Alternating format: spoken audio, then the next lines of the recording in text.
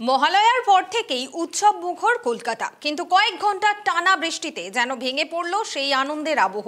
বিদ্যুতের তার ছিঁড়ে পড়ে শহর ও শহরতলিতে একের পর এক প্রাণহানির ঘটনা। বিদ্যুৎপৃষ্ট হয়ে মৃত্যু অন্তত 11 জনের। আর এই পরিস্থিতিতে তৈরি হওয়ার পিছনে কারণ কি শুধুই প্রাকৃতিক পরিবর্তন, নাকি পুকুর ভরাট ও অবৈধ নির্মাণ? সেগুলোও রয়েছে। দেখুন বিশেষ প্রতিবেদন। কলকাতায় পুরোদস্তুর এসে পড়েছিল উৎসবের আমেজ। তার আগেই কয়েক ঘন্টার ব্যবধানে আমূল বদলে গেল সেই আবহ। সোমবার রাতভর লাগাতার বৃষ্টিতে বিপর্যস্ত হয়ে পড়ে একের পর এক পুজো মণ্ডপ।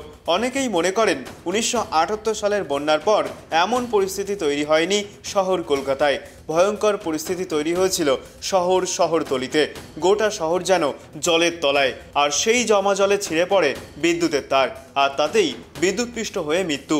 একজনের নয়, এক এক করে প্রায় 11 জনের মৃত্যু হয়েছে বিদ্যুৎপৃষ্ট হয়ে। দেখার দায়িত্ব কোথায় ইলেকট্রিকের তার খোলা আছে কি না আছে, তো সবার বিপদ। আমরা যাতায়াত করি, আমরা এই অফিসে কাজ করি ডিসিপিএলে, আমরা এখান থেকে প্রতিদিন যাতায়াত করি। সবাই তো বিপদ হতেই পারে। অ্যাক্সিডেন্ট হয়ে গেলে কে কার দায় নেবে? বাড়ির লোক তো অসহায় হয়ে যাবে কিছু হয়ে গেলে। আমার বক্তব্য এটা যে এগুলো দেখাশোনা করছে যারা পৌরসভা আছে, তাদের দায়িত্ব নেওয়া উচিত, ভালো করে কাজ করা উচিত। এগুলো বেখেয়াল করছে, কাজ করছে না ঠিক মতন, সেটা তো আমি বলতে পারবো না, কিন্তু যার দরকার তার দেখা উচিত। সিএসসি হোক আর এসএসসি হোক, যে যার দায়িত্ব আছে, যার আন্ডার আছে, তার বিধাননগর এখানে বা পৌরসভা আছে, তাদের দায়িত্ব আছে, দেখার দরকার। তারা একবার দেখলে খুব ভালো হতো। তার খোলা আছে, অ্যাক্সিডেন্ট তো হতেই পারে। ভয়ের ব্যাপার নেই, কোনো হয়তো ব্যাপার, মানুষ তো মরে যাচ্ছে। হ্যাঁ, জল জমে আছে, কারেন্টের তার জলের মধ্যে, কত লোক মরবে, আরও বেশি মরতে পারে। জলের মধ্যে সবাই তো হাঁটছে, যে কাজে যাবে যাবেই, না যাবে কোনো ব্যাপার নেই, যেতে হবে কাজে। কেউ খাবার দেবে, না গেলে খাবার দেবে না কেউ, কি? সেই জন্য তো দায়িত্ব সরকার আছে, হ্যাঁ, বা ইলেকট্রিসিটিয়ান আছে, তাদেরকে দিতে হবে, বা চাকরি দিক বা টাকা দিক। সে তো বন্ধ করে, তারপরে পোস্টের উপরে যত লাইন আছে সবগুলো কেবিল খুলতে হয়। সব কেবিলগুলোর জন্য এইসব হচ্ছে, যত ইলেকট্রিক কেবিল আছে সব উপর চলছে। কিন্তু আদতে এমন পরিস্থিতি তৈরি হওয়ার পেছনে কারণ কি? এই বিপর্যয়ের কারণ হিসেবে সংশ্লিষ্ট বিষয়ের বিশেষজ্ঞরা মনে করছেন অবৈধ নির্মাণ, পুকুর ভরাট ও শহরের পরিকল্পনাহীন বৃদ্ধি এই বিপর্যয়ের মূল কারণ। শহরের ভৌগোলিক গঠন কড়াইয়ের মতো, ফলে বৃষ্টির জল সহজে বের হতে পারে না। স্বাভাবিক জল নিষ্কাশনের পথ পূর্ব দিকে, বাসন্তীর দিকে, কিন্তু পুকুর ভরাট এবং নির্মাণের চাপে সেই পথও বন্ধ হয়ে যাচ্ছে। তার উপরে আবহাওয়ার পরিবর্তনে বৃষ্টির পরিমাণও বেড়েছে। লোকের একটা ধারণা আছে এই মেঘ ভাঙা বৃষ্টি বা ক্লাউড বাস সাধারণত পাহাড়ি জায়গা হয় বা হিমালয়ের পাদদেশ হয়। এটা ভুল ধারণা।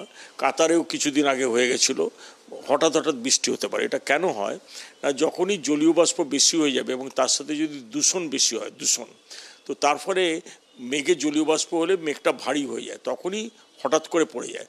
যদি ওই জলীয় বাষ্পের সাথে দূষণ থাকে, এরোসল জাতীয় পদার্থ থাকে, তাহলে হঠাৎ ওটা ভারী হয়ে গিয়ে হঠাৎ পড়ে থাকে। এই জন্যে আমরা দেখেছি বাগুইহাটিতে হয়েছে, কয়েকটা জায়গায়, কালকে বাবুঘাটে দেখা গেছে যে হঠাৎ একটা জায়গা থেকে মেঘ ভাঙা বৃষ্টি হয়েছে। তো ক্লাউড বাস্ট হয়েছে, সেটা যে যাই বলুক। আর একটা হচ্ছে নিম্নচাপের জের থাকে।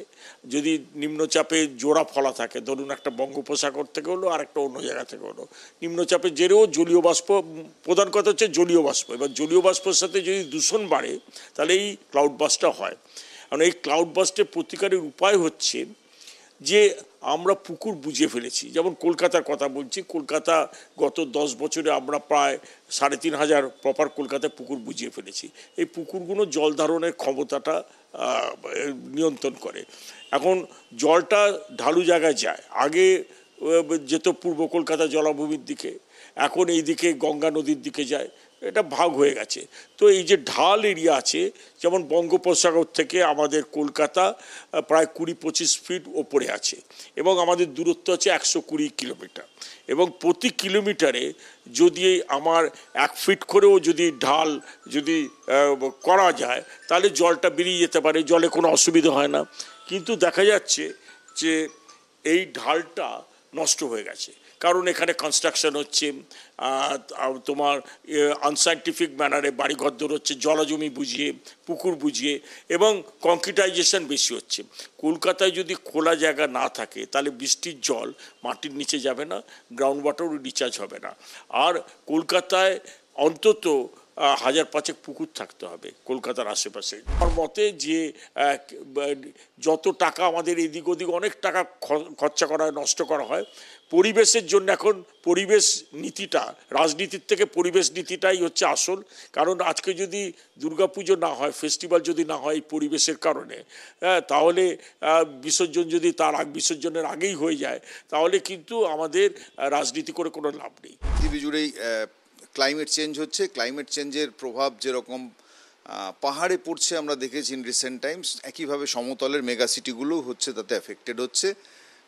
বিষয়টা হচ্ছে এরকম, সহজ কথায়, যে অত্যন্ত অল্প সময়ে খুব বেশি পরিমাণ বৃষ্টিপাত, এটা এখন বড় শহরগুলোর একটা ফেনোমেনা হয়ে উঠছে। ফলে অল্প সময়ে বেশি বৃষ্টি যদি হয়, তাহলে সেই বৃষ্টির জল যদি শহর থেকে বেরোতে না পারলে তাহলে শহর জলমগ্ন হয়, এবং জলমগ্ন হওয়ার সাথে সাথে যে আনুষঙ্গিক বিপদগুলো আমাদের জীবনে জড়িয়ে থাকে সেগুলোর প্রত্যেকটাই ঘটেছে এই সাম্প্রতিক কলকাতার কি বলবো যে ভয়াবহ বৃষ্টি বিপর্যয়ের পর। ফলে একটা পার্ট হচ্ছে যে একটা শহর, কলকাতা পুরনো শহর, সন্দেহ নেই, পুরনো শহরের নিকাশি ব্যবস্থা হচ্ছে যে ততোধিক পুরনো। ফলে পুরনো শহরের নিকাশি ব্যবস্থার খোল নলচে পাল্টানোর একটা প্রয়োজন আসছে।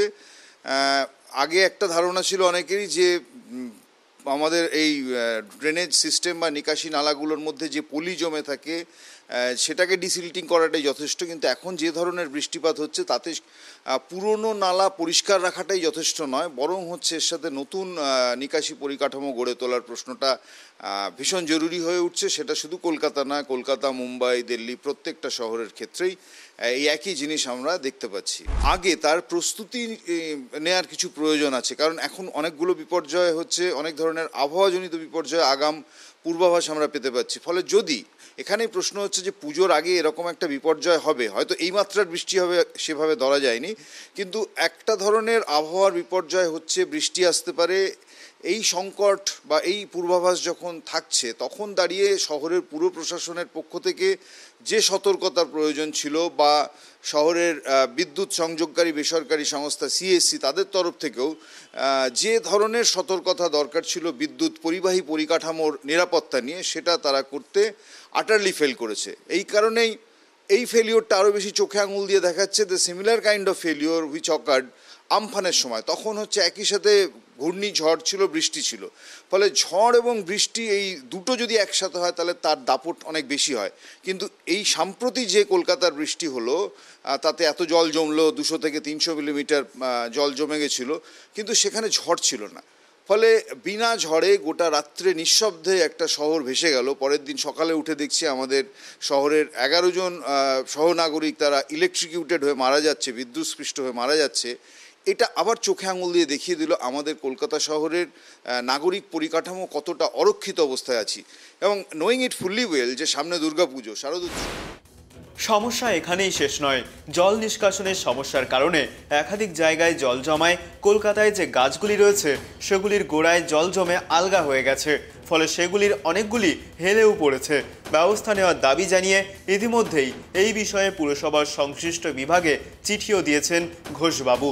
ক্যামেরায় দেবরাজ দত্ত ও বরুণ ভান্ডারীর সঙ্গে অভ্রদীপ দাস ও ত্রয়ন চক্রবর্তীর report, tribe TV Bangla, Kolkata.